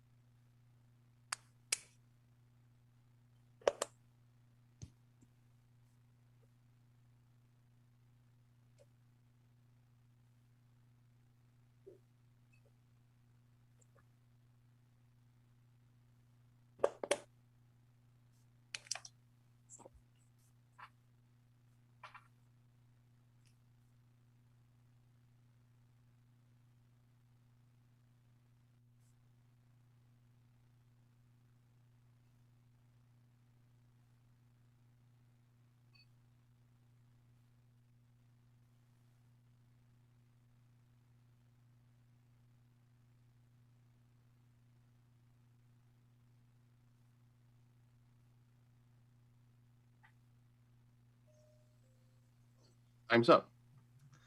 Sorry, I was writing notes to myself about where to go and go next. So here we go. Okay. So what is the role of the board? In your conception, this is what you think the role of the board is.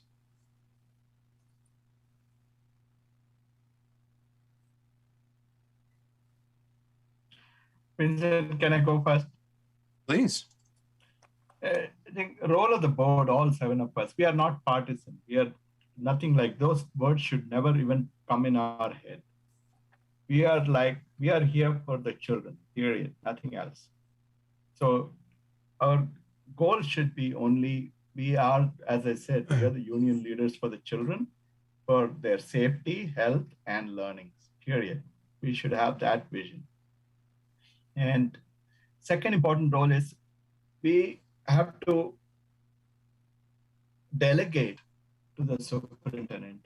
So to make that happen, think of it like a building contractor, the main contractor, and the contractor hires subcontractor, etc. But in the end, make sure the building is complete. Third thing is we need to have the ability to clearly define the goal, measurable goal, delegate it, and have interim measures to make sure we perform our fiduciary role of ensuring that happens on an interim basis and leads to final outcome, what we are looking for. That should be the only thing that we should make sure that it is done within the law, within the resources, all those things, so that we are not exceeding, blowing through the budget, etc. So that's how I see my role. And 7 of us should just come back to saying, those are the 3: health, safety, and learning of children. Using equity, all that is a way to make sure that we have the best possible outcome for our children. That means the resources will have to be proportionate to the need so that everybody has equal opportunity in order to have the best possible outcome or trajectory for our children in the 3 areas: health, safety, and learning. And you hire a superintendent saying, you're the main contractor and architect for our little children, make it happen. Stay within the budget, stay within the law, stay within the reporting measurements. Thanks, Satya. Okay, who's next? What is the role of the board?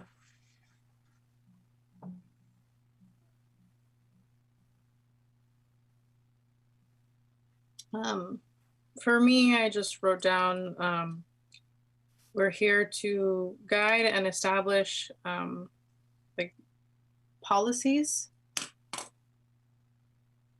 and supervise the superintendent. And I mean, pretty much what Satya said, ensuring compliance with the laws, supporting them in the spearheading of the education of an entire district. And that's pretty much my comments. Thanks, Maria. Who's next? I'll go. So in addition to everything that's been said, I think, so in addition to the fiscal stewardship, ensuring the budget reflects the needs of the students in the community and the educators.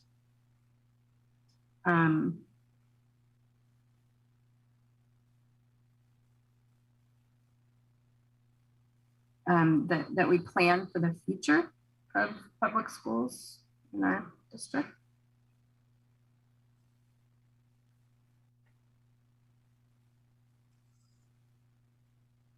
And focus on the big picture.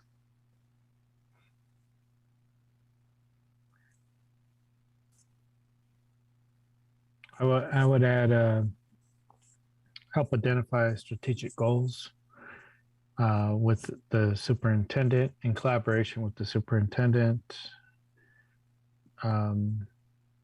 help support and advocate for all staff, licensure and classified.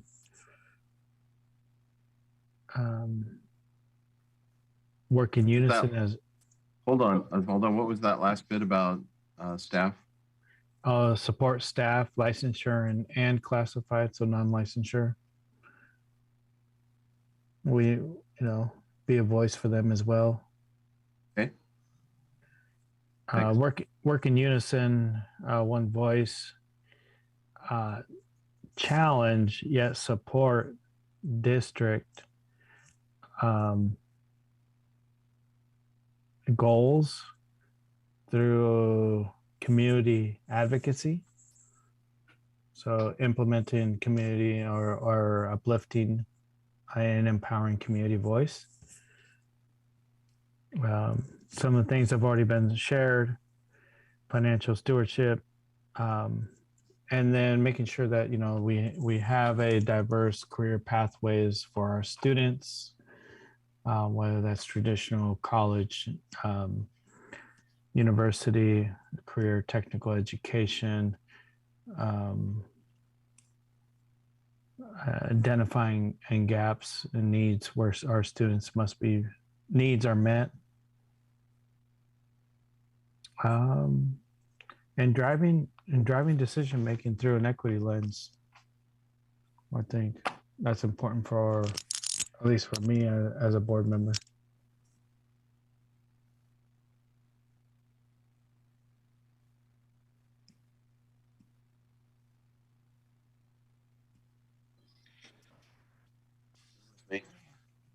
I told you it gets bad the closer we get to 8 o'clock. All right. The only thing I'd add, I think the others are captured, is to serve as advocates at a state level, outside of our roles to, advocate for students, academic achievement and student success in and outside of schools.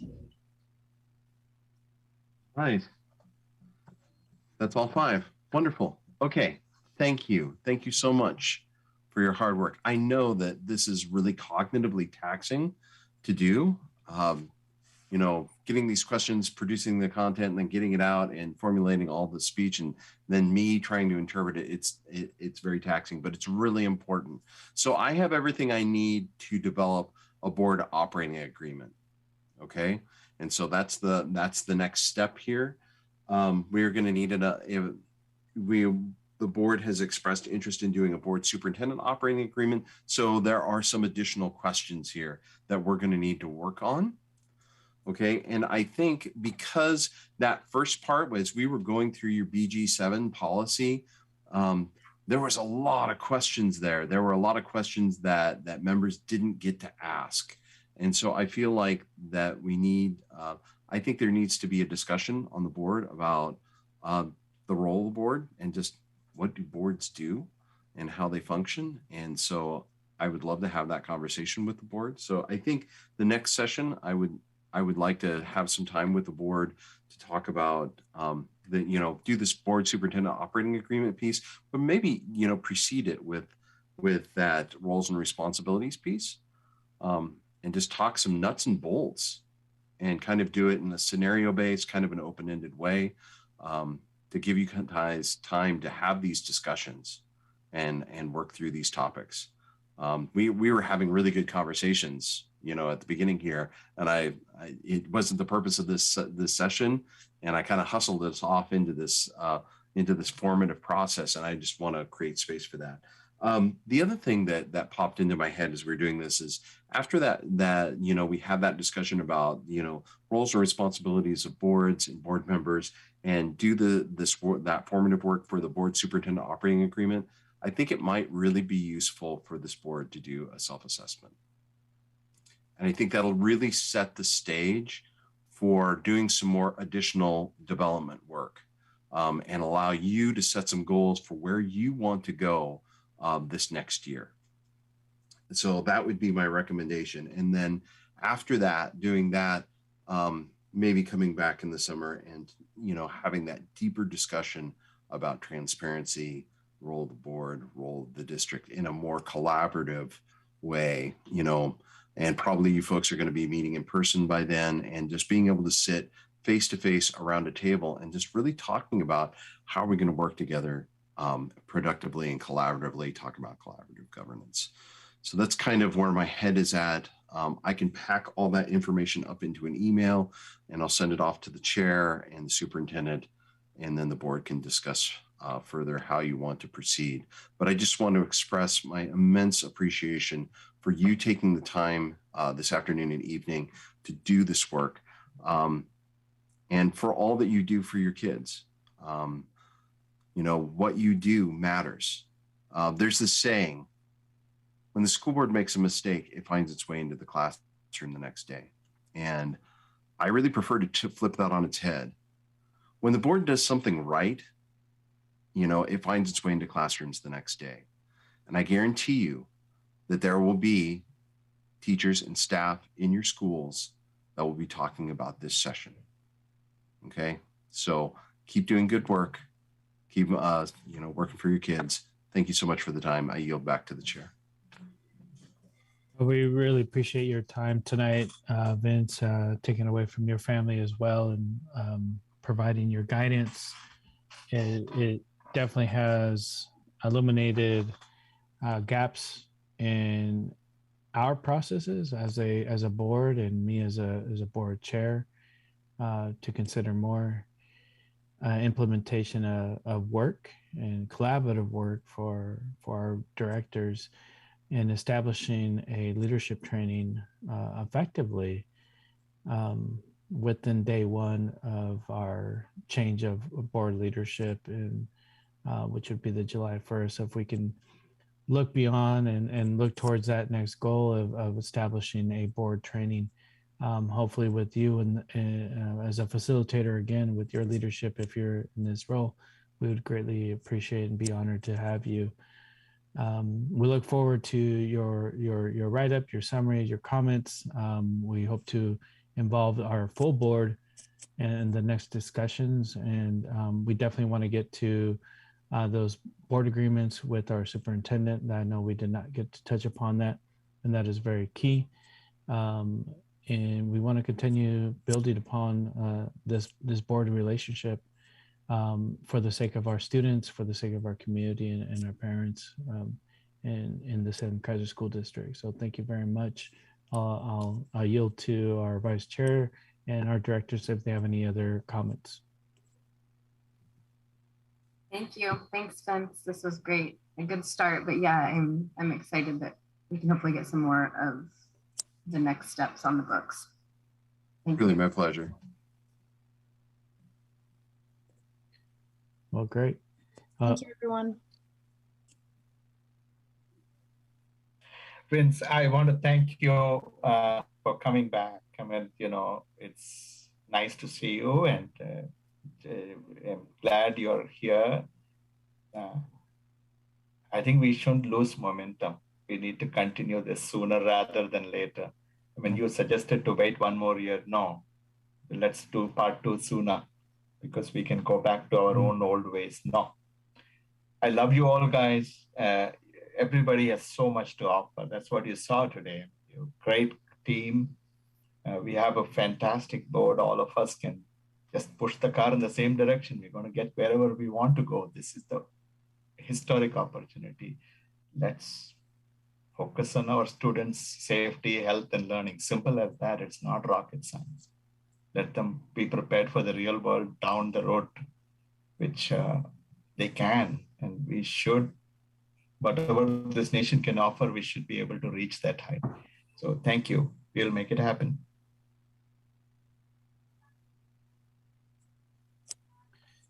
All right. Well, thank you very much, Vince. Again, thank you everybody for being here tonight. We really appreciate all your support and you being here to listen as your board grows and becomes more efficient to help serve our entire community.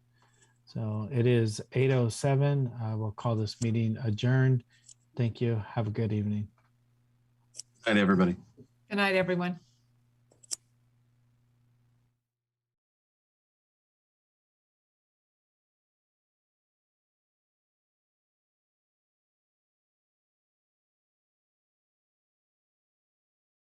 For more videos and information, go to capitalcommunitymedia.org and follow us on social media.